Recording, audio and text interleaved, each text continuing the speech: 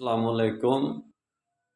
ضدین ایک دوسرے کو سمجھاتی ہیں، یعنی کہ جیسے توحید کو سمجھنے کے لیے آپ کو شرک کے تمام عوامل، جتنے بھی شرک کے عوامل ہیں ان کو سمجھنا ضروری ہے کہ بھئی شرک کن کن سوراخوں سے آپ کے ماحول کو خراب کر رہا ہے اور آپ توحید پر نہیں چل رہے، جس کی وجہ سے پھر آپ کو توحید کی سمجھ آئے گی، توحید کون سا راستہ ہے، تو کہاں سے ہم چل سکتے ہیں۔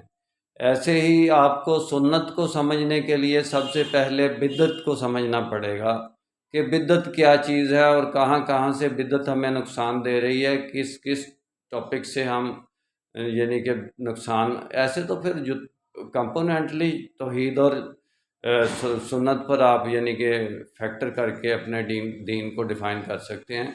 ایسے ہی یعنی کہ منافق کو پہلے سمجھنا پڑے گا، پھر آپ مومن کی یعنی کہ خصوصیات پر پورے اتر سکتے ہیں۔ پہلے منافقین کی جتنی خصوصیات ہیں قرآن کے اندر وہ دیکھیں کون کون سی ہیں اور وہ اپنے اندر سے ختم کریں، پھر آپ مومنین کی صف میں آپ بھی شامل ہو جائیں گے انشاءاللہ۔